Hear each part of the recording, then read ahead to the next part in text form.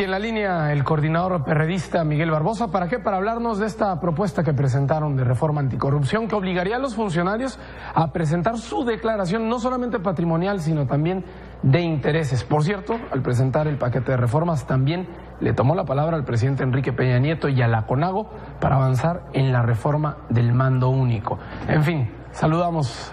Buen día.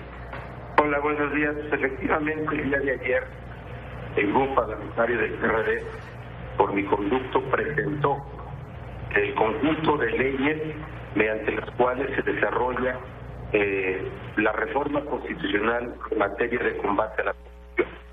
Son 4 instrumentos legales nuevos: la Ley General del Sistema Anticorrupción, la Ley General de Responsabilidades Administrativas de Servidores Públicos y Particulares vinculados a actos de corrupción, la Ley Orgánica del Tribunal de Justicia Administrativa, que será el órgano encargado de imponer las sanciones, ya no las contralorías internas.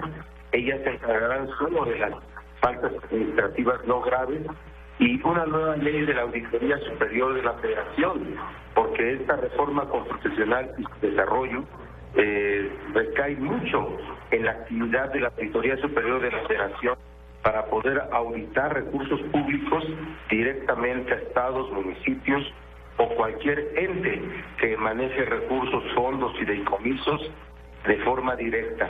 Es muy importante esta reforma, y una última instrumento legal es una reforma a una ley existente, que es la Ley Orgánica de la Administración Pública Federal, porque conforme a la reforma constitucional, la Secretaría de la Función Pública ya no se llamará así, se llamará Secretaría de Control Interno y asume diversas atribuciones.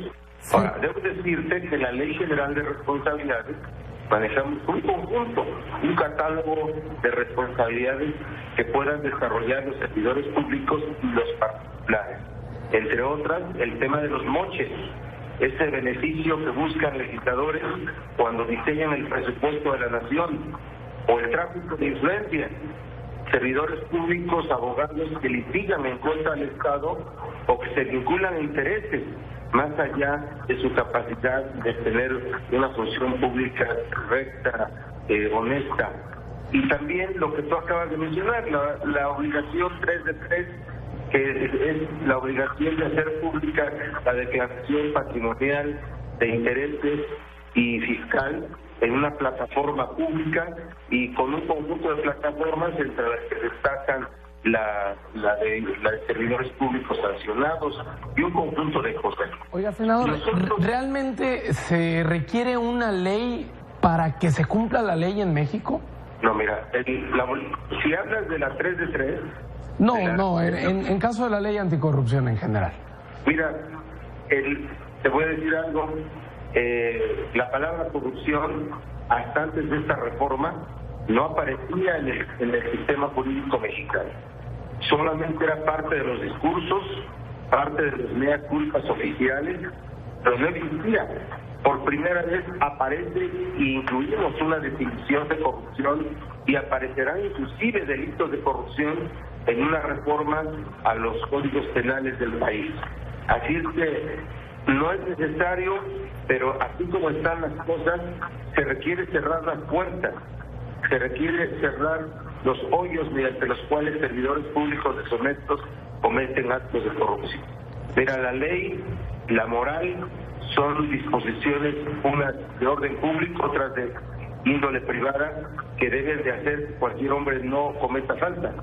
Pero para eso son los sistemas legales, para prever y para establecer supuestos mediante los cuales, si se encuadran y son cometidos por conductas humanas, deben ser sancionados, en este caso con faltas administrativas graves que implican la destitución del cargo, la inhabilitación, sanciones económicas e inclusive cárcel, sanción penal para quien cometa delitos que constituyan ese tipo de acciones de corrupción. También los partidos políticos tienen un papel importante, es decir, tienen que estar muy atentos a quién postula. Sí, este es un asunto que ha sido debatido, que debería de haber una reforma a la ley electoral para que no se otorgara el registro a ningún partido cuyos candidatos no hayan sido revisados en las plataformas, en los archivos de las autoridades que investigan delitos. No ha caminado por allá. La autoridad del gobierno federal y estatal no han querido asumir esa posición, pero creo que es necesario. Los partidos han expresado su voluntad en ese sentido. Recuerda que hace poco hubo un debate alrededor de una petición que si no era precisamente procedente en este momento. Sí habla de la voluntad de los partidos para que se involucre la autoridad en la información y no se otorgue registros a quienes están vinculados con estos delitos. Parte de la corrupción tiene que ver también con la burocracia, con los trámites.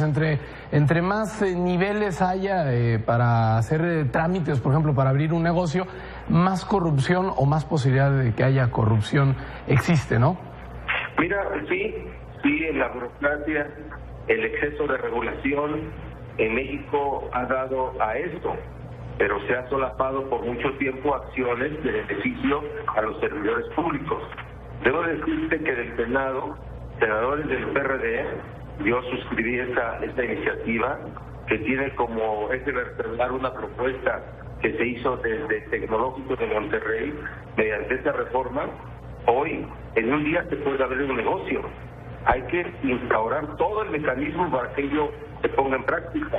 Ya fue aprobado por la Cámara de Diputados, no tengo información si ya fue promulgado y publicado, pero son avances que se están teniendo para evitar esta tramitología, que es un exceso de regulación que sin duda provoca corrupción.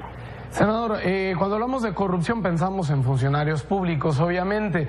¿Cómo se justificaría que los mismos funcionarios públicos son quienes están poniendo los candazos, es decir, quienes tienen que vigilar que no exista la corrupción? Bueno, te diré que se reduce también a un asunto de conducción humana. Quien aplica las leyes son mujeres y hombres, y de eso va a depender mucho los alcances de la aplicación de esta ley. Siempre es así. No existe un sistema legal que induzca a una mala conducta humana o a que quien incumplió, quien es infractor de la ley, no reciba su sanción, sino por el contrario, siempre se sanciona. Pero cuando la aplicación de la ley depende, y no puede ser de otra forma más que de hombres y mujeres, encontramos ahí una debilidad, y por eso también las formas de designación de quienes serán los integrantes del Tribunal de Justicia Administrativa, que ya en general ya están nombrados, las plataformas del Sistema Nacional Anticorrupción, las comités ciudadanos, todo ello debe de recaer en personas de alta probidad, y ese es un trabajo que se tendrá que desarrollar desde los mecanismos de la ley que estamos proponiéndose afuera.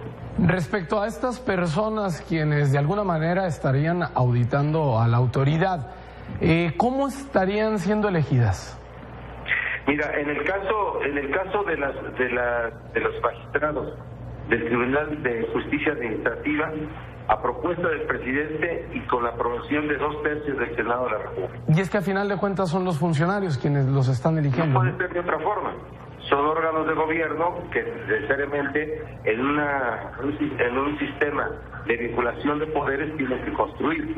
El caso de los comités ciudadanos del Sistema Nacional Anticorrupción, en este caso la propuesta es que se integre un catálogo de organizaciones sociales, de personajes de la sociedad civil, que ellos mismos designen a 5 integrantes, que no pase por ningún tamiz de gobierno, para que estos tengan una enorme independencia y autonomía, y para que el ejercer sus funciones, que son muy importantes, que son inclusive de denuncia cuando conozcan de hechos de corrupción, de seguimiento de las investigaciones y el interés jurídico o el interés para poder impugnar resoluciones que consideren ilegales, pueda recaer en personas con alta probidad.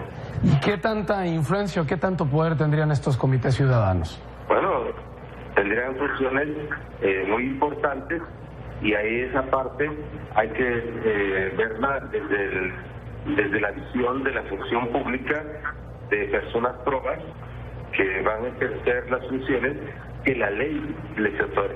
Agradecemos mucho que nos haya tomado la llamada, senador Miguel Barbosa. Que tenga muy buen día. Yo agradezco la oportunidad de platicar con ustedes. Buenos días.